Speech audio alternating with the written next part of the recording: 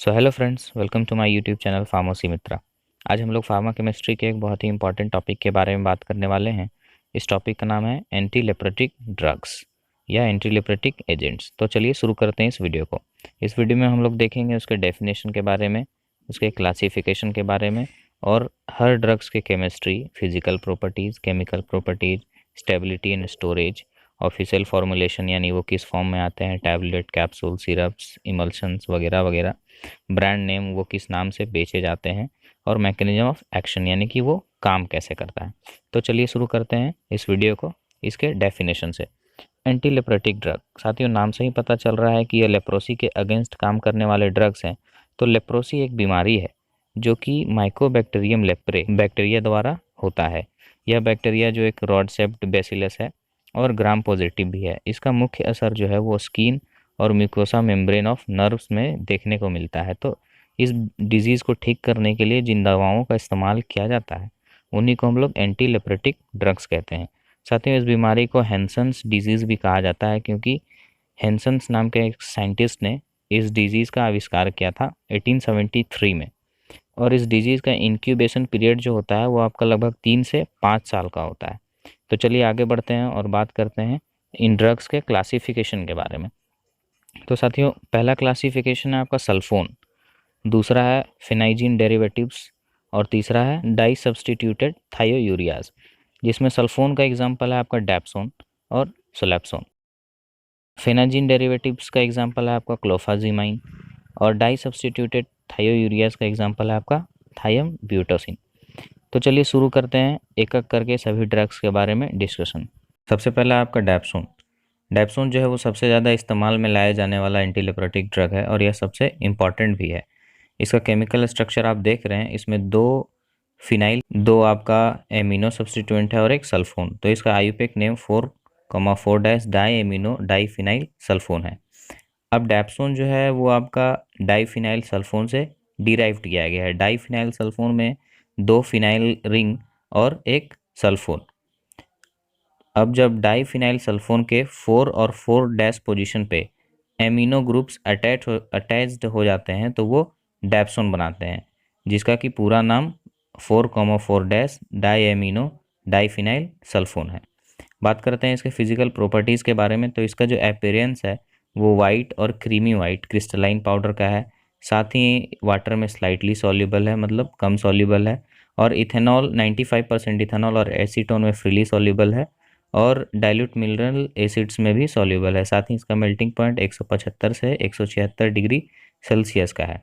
Next है इसका stability और स्टोरेज।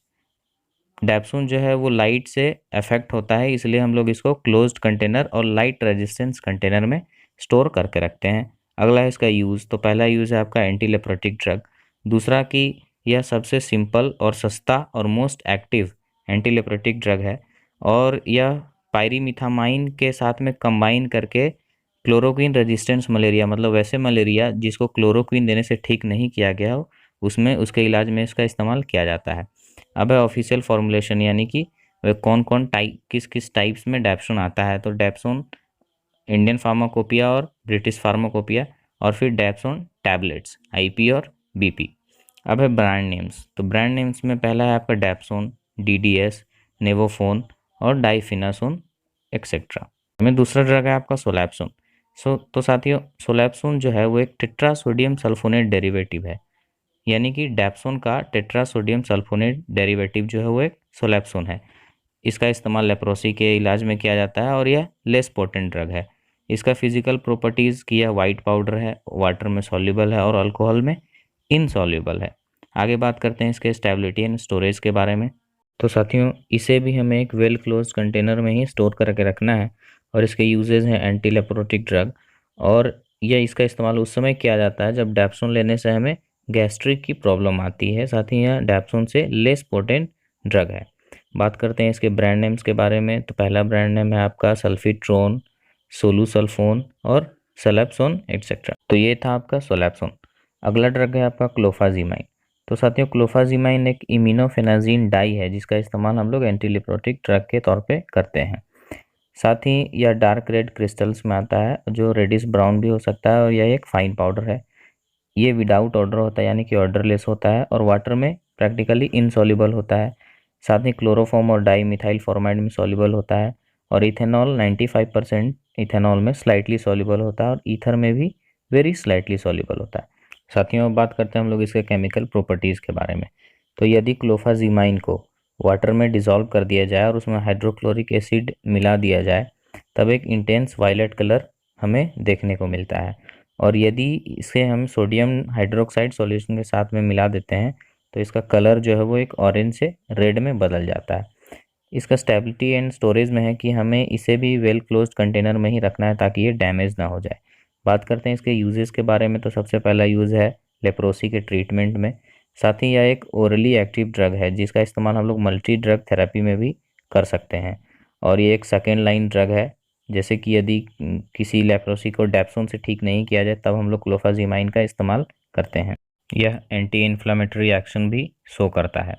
बात करते हैं इसके डोजेस फॉर्म यानी कि ऑफिशियल फॉर्मुलेशन के बारे में। तो क्लोफाजीमाइन आईपीबीपी और क्लोफाजीमाइन कैप्सूल्स आईपीबीपी, इसके कुछ पॉपुलर ब्रांड नेम है जिसमें लैम्प्रीन, क्लोफोजिन और हेंसाप्रीन है। अब है आपका चौथा ड्रग थायम्ब्यूटोसाइन। तो थायम्ब्यूटोसाइन एक थायोयूरिया डेरिवेटिव है जिसको कि फेनोलिक ईथर या फिर टर्सरी एरोमेटिक एमाइन भी कहा जा सकता है। इसका फिजिकल प्रॉपर्टीज़ के बारे में डिस्कस करते हैं। यह एक वाइट पाउडर है जो कि वाटर में लगभग इनसॉल्युबल है, और साथ ही यह ऑर्डरलेस है। इसका टेस्ट बीटर है। यह प्रैक्टिकली वाटर में इनसॉल्युबल है लेकिन क्लोरोफॉर्म और ईथर में सॉल्युबल है। बात करते हैं इसके स्टेबिलिटी और स्टोरेज के बारे में। तो इसे भी हम लोग वेल क्लोज कंटेनर में ही स्टोर करके रखेंगे।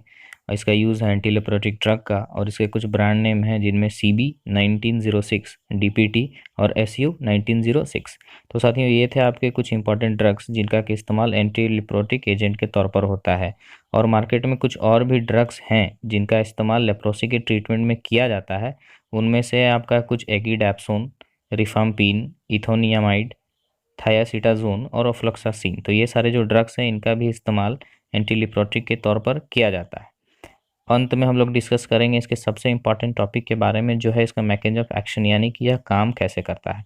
तो साथियों, जो एंटीलेप्रोटिक ड्रग्स हैं वो बैक्टीरियल सिंथेसिस को रोक देते हैं पैरा एमिनोबेंजोएट के साथ में compete करके, जो कि डाईहाइड्रोफोलेट रिडक्टेज के एक्टिव साइट में जा रहा होता है। आप इसको ऐसे देखिए कि जो डाईहाइड्रोफोलिक एसिड है उससे जब ट्राईहाइड्रोफोलिक एसिड बनता है, जिसमें मेन रोल है आपका डाईहाइड्रोफोलेट रिडक्टेज एंजाइम का, तो जो पारा एमिनो बेंजोएट है वो इस एंजाइम को एक्टिवेट करता है।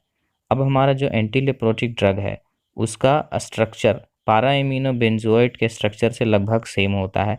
तो इन दोनों में जो है कॉम्पिटिटिव इनहिबिशन होता है, और पारा एमिनो बेंजोएट से पहले एंटीलेप्रोटिक ड्रग डाईहाइड्रोफोलेट रिडक्टेज एंजाइम के पास में पहुंच जाता है और उसके काम करने को रोक देता है। तब डाईहाइड्रोफोलिक एसिड से ट्राईहाइड्रोफोलिक एसिड नहीं बनता है और बैक्टीरियल का सिंथेसिस रुक जाता है। तो जो बैक्टीरिया यानी माइकोबैक्टीरियम लेप्रे, जो डिजीज़ काउजिंग बैक्टीरिया है, उनका डेथ होना शुरू हो जाता है। तो very very thank you for watching this video. मिलते हैं अगले वीडियो में अगले कंटेंट के साथ। Very very thank you.